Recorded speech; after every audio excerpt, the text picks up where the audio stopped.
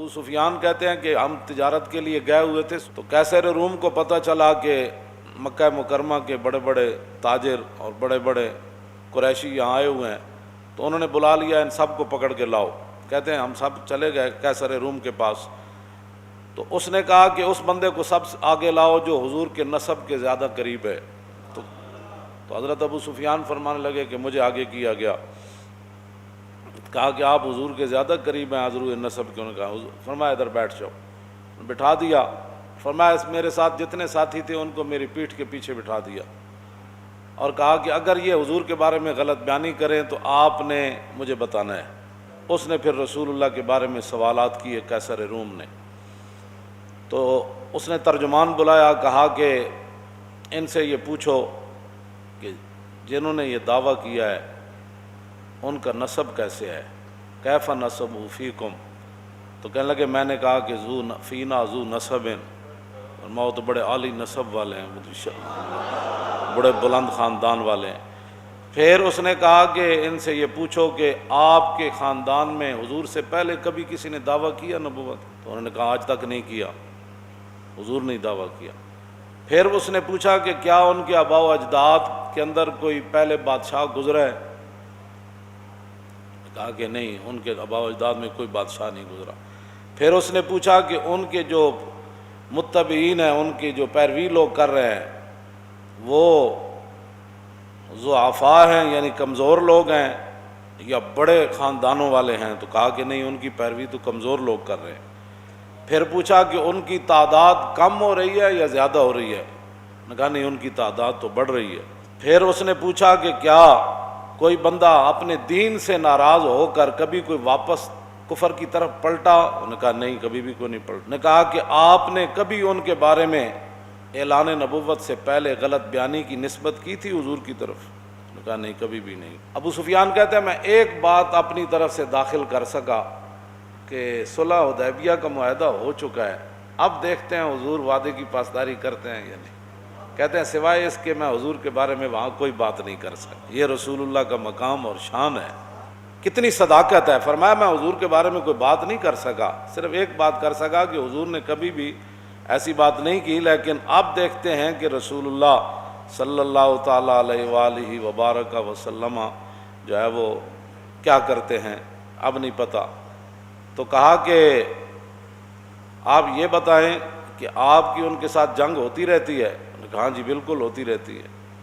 نے کہا کہ وہ جنگ کا نتیجہ کیا ہوتا ہے؟ کہا کہ الحرب سجال، جنگ تو ایک ڈول ہے، جس طرح پانی بھرنے کے لیے بندہ کنویں میں پھینکتا ہے تو ڈول، تو کبھی ایک آدمی پانی ڈول سے نکال لیتا ہے، کبھی دوسرا۔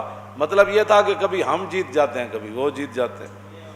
یہ اس نے پھر پوچھا کہ وہ آپ کو حکم کیا دیتے ہیں، کس بات کا؟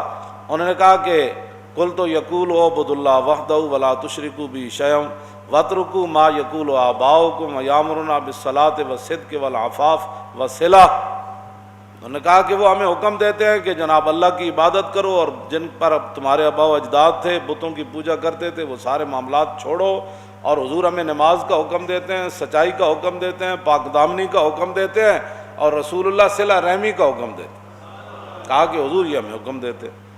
اب 11 سوالات کیے اور ان میں سے جواب 9 کے، پھر وہ اس کو ویسے ہیراکل پڑھتے ہیں، ہیراکل یا ہیرکل پڑھتے ہیں، ویسے لوگ ہیرکل کہتے ہیں، ہیرکل یا ہیراکل دونوں طرح۔ انہوں نے بخاری شریف کے اندر بھی اس کا ضبط دیا ہوا ہے کہ اس لفظ کو کیسے پڑھنا ہے۔ اس نے پھر آگے سے حضور کی ترجمانی کیا کی، سنیں۔ اس نے حضرت ابو سفیان کو کہا کہ میں نے آپ سے یہ پہلا سوال کیا تھا، فقال لترجمانہ قل لہ سألتک عن نسبی فذکرت انہ فیکم ذو نسب وَكَذَلِكَ الرُّسُلُ تُبْعَثُ فِي نَسَبِ قَوْمِهَا۔ میں سب سے پہلے میں نے تم سے یہ سوال کیا کہ ان کا نسب کیسا ہے، تو آپ نے خود کہا کہ وہ تو بڑی عالی نسب والے ہیں۔ کیسر روم کہنے لگا کہ یہی تو نبیوں اور رسولوں کی شان ہوتی ہے، یہی تو نبیوں کی شان ہوتی ہے کہ وہ اعلیٰ نسب ہوتے ہیں۔ دوسرا کہتے ہیں میں نے سوال کیا کہ آپ کی قوم میں کبھی کسی نے یہ بات کی ہے؟ تو آپ نے کہا نہیں کی۔ تو کہتے ہیں ان پر الزام تو آپ تب لگاتے، پہلے یہ ریت چلی آتی، کوئی یہ بندہ کرتا ہے میں نبی ہوں، کوئی یہ کرتا ہے، جب آج تک کسی نے بات نہیں کی تو پھر نبی برحق یہی ہے۔ پھر میں نے تم سے یہ سوال کیا کہ کیا ان کے آبا و اجداد میں سے کوئی بادشاہ ہوا ہے، تو تم نے کہا کوئی نہیں۔ تو اگر کوئی نہیں تو پھر تو نبی برحق ہے۔ اگر ان کے آبا و اجداد میں کوئی بادشاہ ہوتا تو ہم یہ سوچتے کہ وہ اپنے باپ اور دادا کی بادشاہی واپس لینے کے لیے دعویٰ کر رہے ہیں۔ جب ہوا ہی کوئی نہیں تو پھر آپ کو کیا مسئلہ ہے؟ آپ کیوں نہیں کلمہ پڑھتے ہو؟ کیوں نہیں پڑھتے آپ کلمہ؟ پھر میں نے آپ سے یہ سوال کیا کہ کیا آپ نے اعلان نبوت سے پہلے کبھی کوئی غلط بیانی کی نسبت حضور کی طرف کی؟ تو آپ نے کہا نہیں۔ اللہ، تو کہا کہ جو نبی لوگوں کے ساتھ غلط بیانی نہیں کرتے وہ رب کی طرف غلط بیانی کی نسبت کیسے کر سکتے کہ اللہ نے مجھے نبی بنایا؟ تو جب لوگوں کے ساتھ انہوں نے کبھی ایسی بات نہیں کی تو وہ اللہ کی طرف کیسے نسبت کر سکتے؟ گل اے وے جڑا سمجھ آ جائے تو خط نال بھی آ جائے، جی سمجھ آ جائے تو غیروں کو پوچھ کے بھی مقام رسول سمجھ آ جائے، جے نہ آوے تو ساری زندگی قرآن و حدیث پڑھ کے مولویوں کی تقریراں سن کے بھی سمجھ نہ آوے، پھر بھی بندہ غیروں دیاں گلاں کرے۔ کہتے ہیں میں نے پھر آپ سے یہ دوسرا سوال کیا کہ ان کی اتباع کمزور لوگ کر رہے ہیں یا بڑے لوگ؟ تو آپ نے کہا کہ ان ضعفاء اتبعوا وہم اتباع الرسل۔ انہوں نے کہا کہ نہیں کمزور لوگ کر رہے ہیں۔ تو انہوں نے کہا کہ آدم علیہ السلام سے لے کر حضور تک جب بھی کسی نے ابتداءً پیروی کیا تو کمزور لوگوں نے کیا، بلکہ یہ تو تانا دیا قوم نوح نے بعد الراج کہ تواڈے غریب تے پست لوگ تواڈی اتباع کر دین، اسی پیسے والے انہاں غریباں نال کیویں بیٹھیے؟ قیصر روم کیوں جی گفتگو کی تھی؟ کہتا میں تیرے کو اے پوچھا تسی اے جواب دیتا، پھر اے پوچھا، پھر نبی ہوندے ہی ہو جائے، پھر تو کیا انہیں کدی بھی غلط بیانی؟ انہوں نے کہا نبی کدی بھی غلط بیانیاں نہیں کرتے۔ پھر کردیا انہوں نے کہا میں تیرے کو پوچھا کہ اج تک کوئی دین نو چھڈیا؟ انہوں نے کہا نہیں۔ انہوں نے کہا دین ہوندا ہی ہوے جڑا داخل ہو جائے کدی باہر نہیں نکلدا ہوندا۔ پھر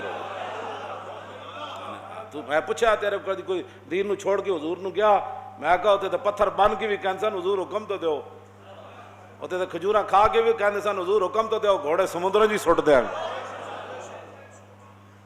آخر تے پتہ کی ایسی قیصر روم نے ایتھے تے انگوٹھے چومن تے جھگڑے نا، اور کہن لگا اے جو کچھ میں تہاڈے کول پوچھیا نا تے اے یاد رکھو، اے میں جتھے بیٹھا فَسَيَمْلِكُ مَوْضِعَ قَدَمَيَّ هَاتَيْنِ، اے میں جس سلطنت تے بیٹھا نا آج سپر پاور دا بادشاہ، یاد رکھو ابو سفیان ایک وقت آئے گا محمد عربی دے غلام سلطنت تے قبضہ کر لین گے۔ جتھے میں بیٹھا اس جگہ بھی حضور دے غلاماں نے قبضہ کر لینا۔ اگر گل اے وے جڑی تو دس رہا تے انہاں دے غلاماں نے قبضہ کر لینا، پھر صحابہ قیصر روم دے دروازے تے گھوڑے نہیں جا بدے۔ یہ انہیں کہ اگلی گل بڑی عجیب ہے، انہیں کہا لو کنت عندہ لغسلت عن قدمے۔ اے گل پڑھ کے بندہ مست ہو جاندہ، کہندا میں جے حضور کول ہوندا نا تے میں حضور دے پاؤں مبارک دھو کے پینے سن۔